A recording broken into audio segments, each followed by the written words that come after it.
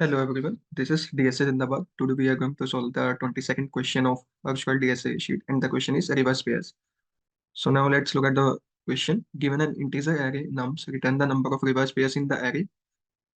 So what is a reverse pair? A reverse pair is a pair I comma j where 0 less than equal to I less than j less than nums dot length and nums of I greater than 2 into nums of j, right? So a reverse pair is something like this, which satisfies this condition. Nums of I is greater than that of 2 into nums of j, right? This is the condition for a pair to be a reverse pair, right? So now let's look at the example and try to understand what exactly the problem statement says, right? So now let's look at the example and try to understand what the problem statement says. 1, 3, 2, 3, 1, and try to figure out the number of reverse pairs in this given array, right? From this, like you can see, like 1 comma 4, right?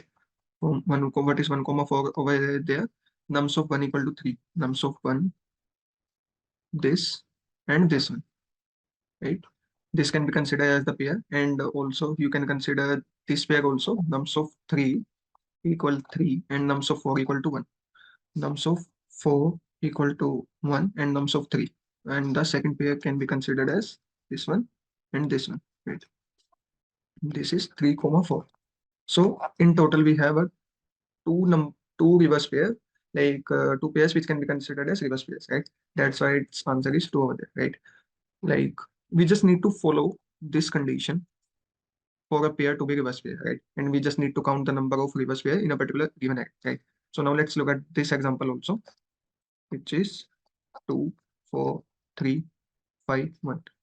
Now you can see like over there, you can take 1 comma 4, 0, 1, 2, 3, 4, 1 comma 4.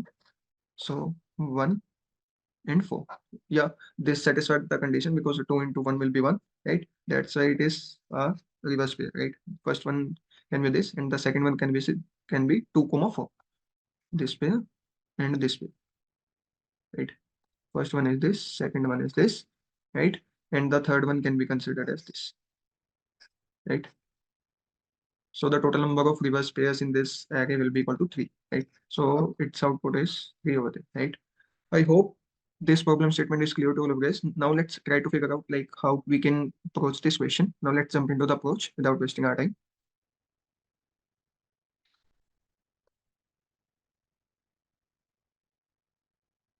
First of all, let's talk about the brute force approach. Right? So let's take the example.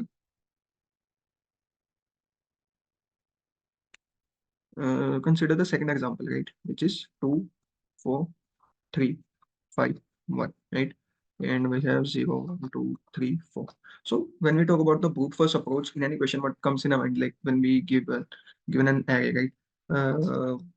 Like just traverse the array, following some condition. You don't need to worry about like how many times you need to iterate over the array, right? Because it's a brute force approach, right?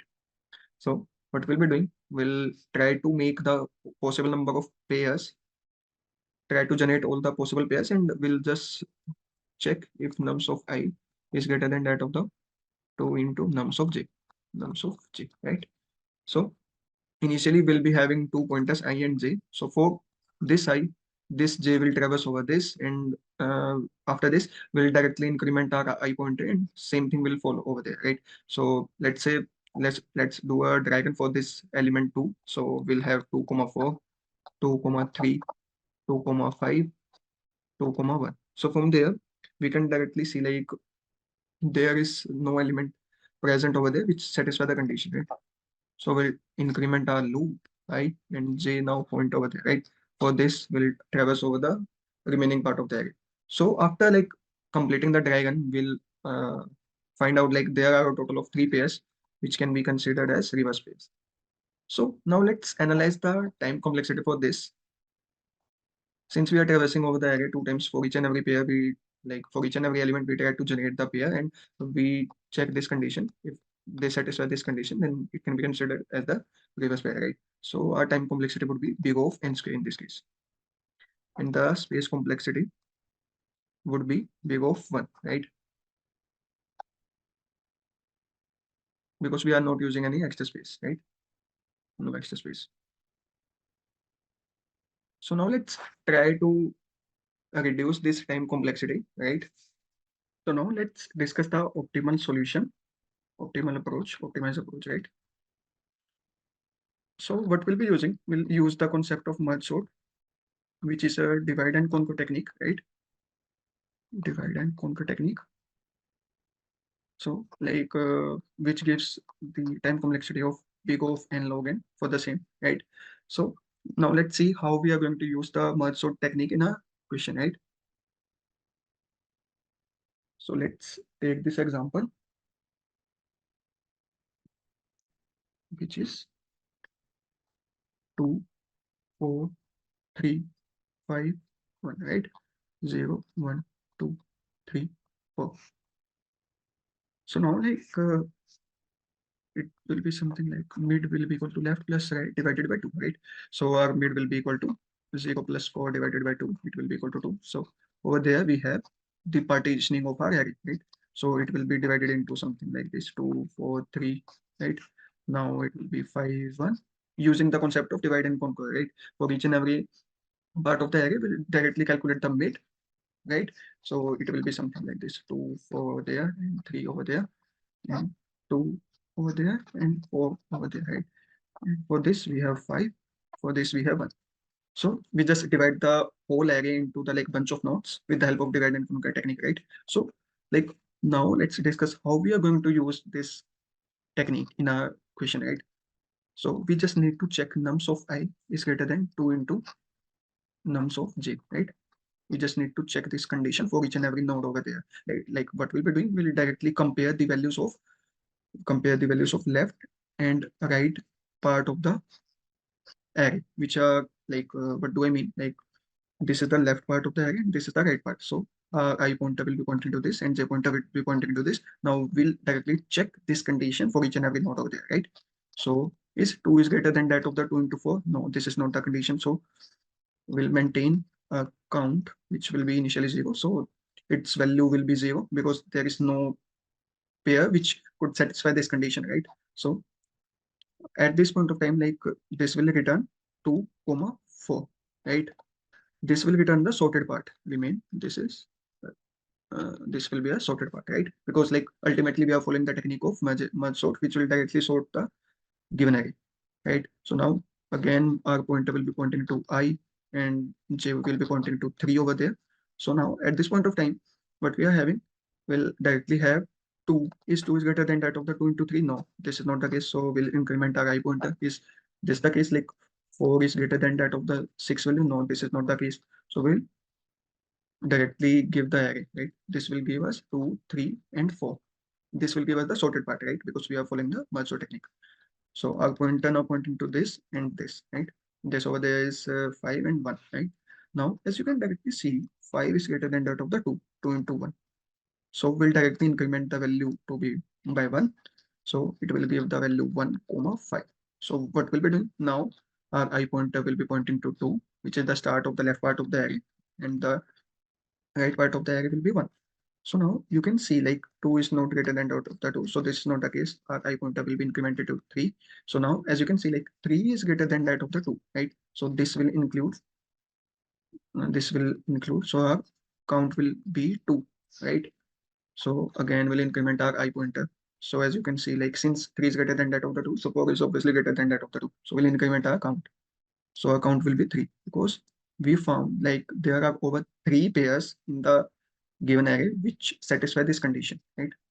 So now we try to increment our j pointer, since you can see like there is no value which is greater than that of the 10. So there is no, right? So now we'll directly merge both of the arrays. It will give us 1, 2, 3, 4, 5, right? After merging both the parts.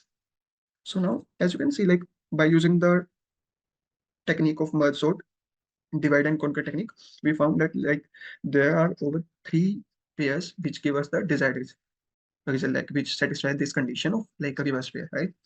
So as you can see, like by using the merge sort technique, we are just calculated the all the pairs, like count all the pairs in the given array, right? So now let's try to put this thing up so that this will be clear to all of you guys. So here we are. Initially, this will be the function for like merge sort, because initially what we are doing, like we'll apply directly merge sort for each and every part of the array, right? So this will be something like this vector,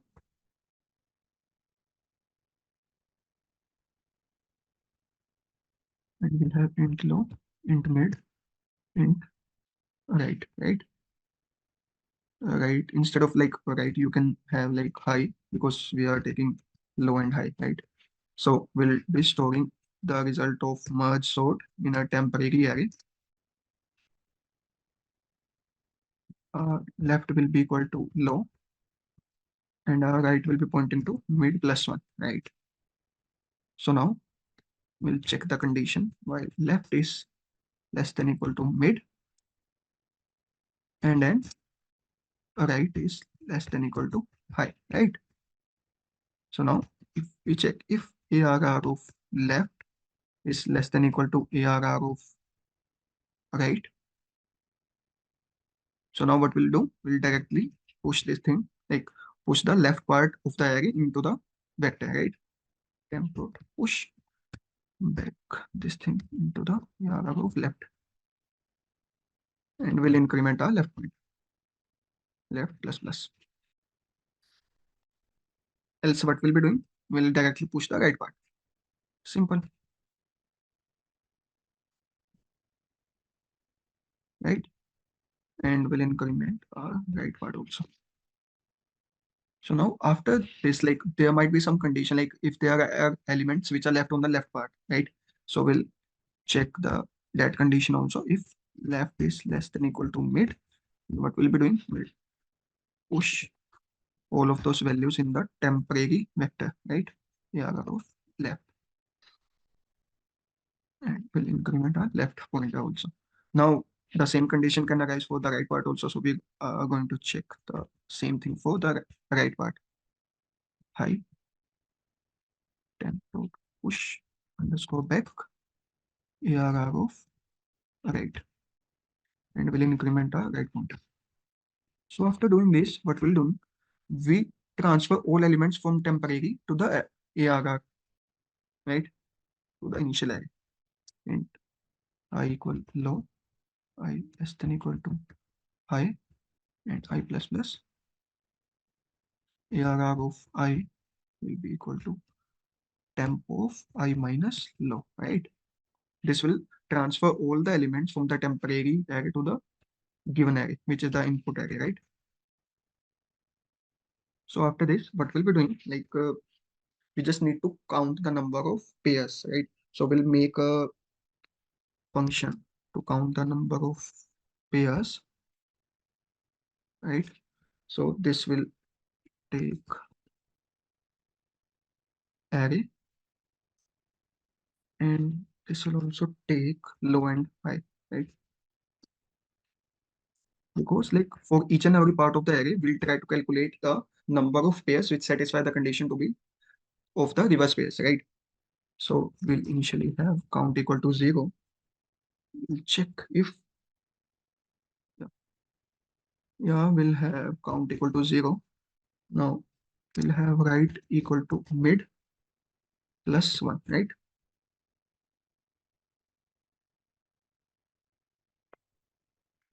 And over there, we'll also have a mid over there, right? Like before high, we also need mid also, right? In count pairs. So after this, what we'll be doing, we'll directly iterate over the part of the array, which will be equal to low and I less than equal to mid, then I plus plus, right? Until we now at this point of time, we need to check what we need to check while right is less than equal to high, and then what we need to check ARR of I is greater than that of the value 2 into ARR of right. Then we need to increase the count, right? Because like this is the condition for a pair to be a reverse pair, right? So now what we'll do, we'll directly increment our right pointer. Else what we need to do, count plus equal to